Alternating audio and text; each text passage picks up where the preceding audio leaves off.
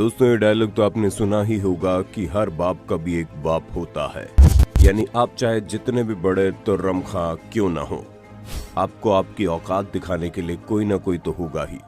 तभी तो जहां शेर जिन्हें जंगल का राजा कहा जाता है वो हाइना के झुंड से हार जाते हैं। ईगल जिन्हें आसमान का राजा कहा जाता है वो रात के अंधेरे में उल्लू का शिकार बन जाते हैं। ठीक उसी तरह पानी में मौजूद हर एक जीव को अपना शिकार बनाने वाली किलर व्हेल यानी कि ऑर्कास, जिसे किसी से भी डर नहीं लगता, यहाँ तक कि दुनिया की सबसे खतरनाक शार्क तक को अक्सर इसके आगे हार माननी पड़ती है। तो वहीं पर ये किलर व्हेल भी किसी के आगे झुकती है, और वो कौन है, इसे जानने के लिए वीडियो की बिल्कुल अंत तक बने रहना हमारे साथ। दोस्तों, अगर आप हमारी वीडियो रेगुलर बेसिस पर देखते हैं तो आपको ये बताने की बिल्कुल भी आवश्यकता नहीं है कि ऑर्कास कौन है। लेकिन अगर आप पहली बार देख रहे हैं तो आपको बता दें, ये black and white water creature है जो बहुत ही ज्यादा खतरनाक होते हैं और इसलिए इन्हें किलर व्हेल के नाम से जाना जाता है। इनकी ताकत का अंदाजा लगाने के लिए आप बस इतना समझ लीजिए कि ये शिकार करने से पहले उसकी पूरी प्लानिंग करते हैं, और वो प्लानिंग इनके शिकार पर डिपेंड करती है कि वो कैसा है। अब जाहिर सी बात है कि ये अक्सर ग्रुप में शिकार करते हैं, इसीलिए ये इतने बेहतरीन शिकारी हैं और इनके पास हर एक चीज की पूरी प्लानिंग पहले से ही तैयार रहती है। अब जैसे कि शार्क का शिकार करने के लिए इन्हें उसे गुमराह करना पड़ता है, तो मछलियों को बिना प्लानिंग के ये लोग अपना भोजन बना लेते हैं। और जब बात व्हेल की आती है तो एक साथ कई सारे ऑर्कास मिलकर व्हेल को लगातार परेशान करते हैं। जहां कहीं कोई इन्हें काट रहा होता है तो कोई धक्का दे रहा होता है, यानी कि व्हेल के टाइम पर ये उसे पूरी तरह से थका देना चाहते हैं और इतना घायल कर देना चाहते हैं कि वो उनके चंगुल से बचकर निकल ना पाए। ग्रुप में शिकार करने का फायदा उठाकर बारी बारी से ये व्हेल पर अटैक करते हैं, और सिर्फ इतना ही नहीं, जब ये व्हेल को डुबोते हैं तो ऑर्कास उस जगह को ही ब्लॉक कर देते हैं जहाँ से व्हेल सांस लेने की कोशिश करता है। यानी कि ये लोग बेचारे व्हेल को किसी भी हाल पर नहीं छोड़ते कि वो उनसे लड़ सके और अपनी जान बचाकर भाग निकले, जिसके बाद ये अंत में उसका शिकार करते हैं और उसे अपना भोजन बनाना शुरू कर देते हैं। अब जाहिर सी बात है, ये सारी चीजें ये ग्रुप के बल पर ही कर पाते हैं, वरना तो व्हेल के बच्चों का साइज कभी कभी इन ऑर्कास के साइज से बड़ा होता है। अब आप खुद सोचिए, जब नॉर्मल व्हेल इनसे इतनी बड़ी होती है तो ब्लू व्हेल का क्या होगा। ब्लू व्हेल दुनिया में अब तक पाया जाने वाला सबसे बड़ा क्रिएचर है, यानी कि इससे बड़ा न लैंड पर न वाटर पर कोई भी जीव आपको नहीं मिलेगा, जिसका वजन 190 टन का होता है। अब आप खुद ही सोचिए, भला 3 से 4 टन का ऑर्कास चाहे जितने भी खतरनाक शिकारी क्यों न हो, लेकिन ब्लू व्हेल की ताकत के आगे इनकी हालत खराब हो जाती। इसलिए ब्लू व्हेल से थोड़ी दूरी बनाकर रखने में ही ये अपनी भलाई समझते हैं। लेकिन इन ऑर्कास का सबसे कॉमन शिकार बेबी व्हेल्स है, और ऑर्कास इन्हें इतना कॉमनली खाते हैं कि व्हेल्स को अपने साथ साथ दूसरों के बच्चों को भी सुरक्षित रखना होता है। अब आप समझ सकते हैं कि इनका खौफ कितना ज्यादा है, और इन्हें इतनी आसानी से इनका शिकार मिल जाता है, इसलिए इनके नखरे भी कम नहीं है। तभी तो अधिकतर बेबी व्हेल्स की ये सिर्फ टंग खाते हैं और बॉडी का बाकी हिस्सा ऐसे ही छोड़ देते हैं। ठीक ऐसे ही शार्क के साथ भी होता है।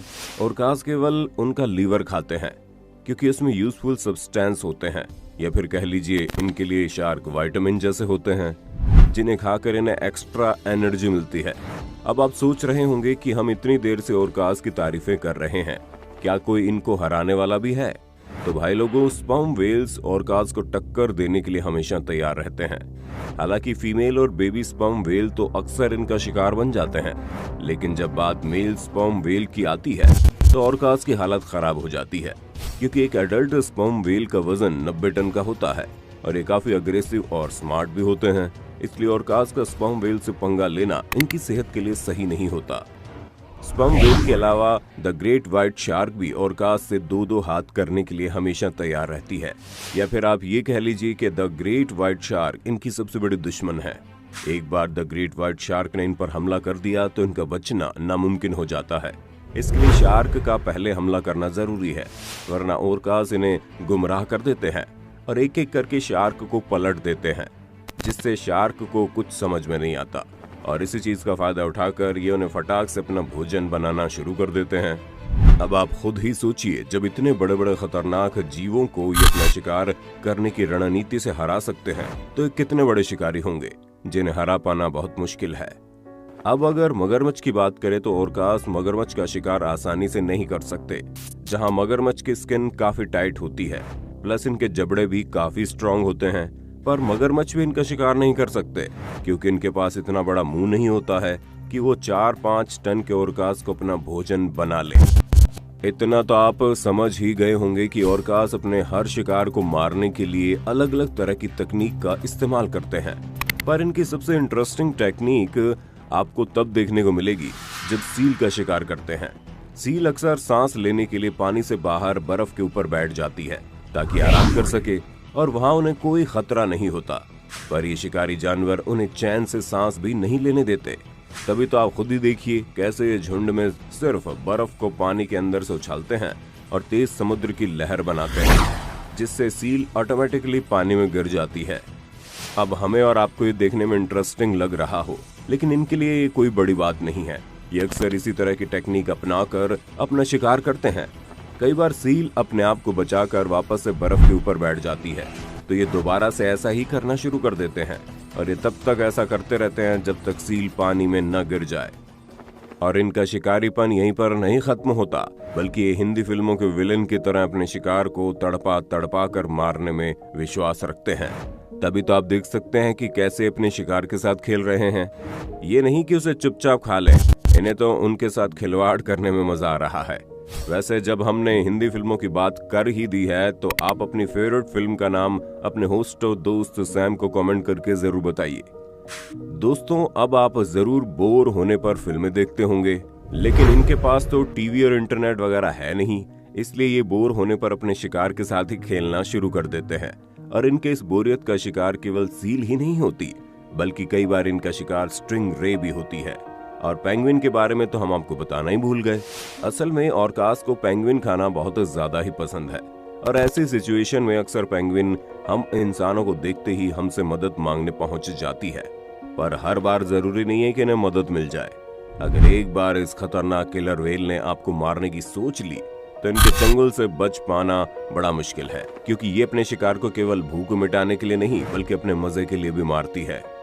तभी तो अपना शिकार करने के लिए ये ओरकास सील को केवल पानी में नहीं, बल्कि जमीन पर भी मारने में कोई कसर नहीं छोड़ती, जिसकी सबसे बड़ी वजह यही है कि इन्हें कोई मतलब नहीं कि प्रकृति के नियम कानून क्या है। इन्हें सिर्फ और सिर्फ अपना शिकार करना होता है, और इनकी यही शिकार करने की इच्छा कभी कभी इनके लिए परेशानी भी खड़ी कर देती है। तभी तो आपने ऑनलाइन ऐसी कई सारी वीडियोस देखी होंगी जिसमें खतरनाक शिकारी जीव शिकार करने के चक्कर में समुद्र के किनारे तक तो पहुंच जाते हैं, लेकिन इनके लिए वापस पानी में जा पाना मुश्किल हो जाता है। इसी चक्कर में ये लैंड एरिया में फंसे रह जाते हैं, और फिर ये ऐसे मासूम बनकर रोना शुरू कर देते हैं कि किसी को भी इन पर तरस आ जाए। और इस तरह की सिचुएशन में इनके पास केवल एक ही मदद होती है, और वो है हम इंसान। जी हाँ, हम इंसान ही इनकी मदद कर पाते हैं, वरना तो शिकार के लालच में अपने आप को मौत के कगार पर खड़ा करने वाले ये किलर व्हेल खुद से तो पानी के अंदर वापस जाने में इतने ज्यादा समर्थ नहीं है। हम ये नहीं कह सकते कि हम इंसान ही ना रहें तो इनकी पॉपुलेशन कम हो जाएगी, वरना इतना जरूर है कि हमारे बिना कई ओरकास बहुत बुरी मौत मरने को मजबूर हो जाएंगे। और होंगे भी क्यों नहीं, जब ये दूसरे जीवों को इतनी बुरी मौत देते हैं तो प्रकृति इन्हें छोड़ेगी थोड़ी ना। बाकी दोस्तों, आपका इनके बारे में क्या कहना है हमें कमेंट करके जरूर बताइए, और इसी तरह की इंटरेस्टिंग वीडियोस को लगातार देखते रहने के लिए हमारे चैनल को लाइक, शेयर और सब्सक्राइब करने में हल्की सी भी देरी ना करें। धन्यवाद।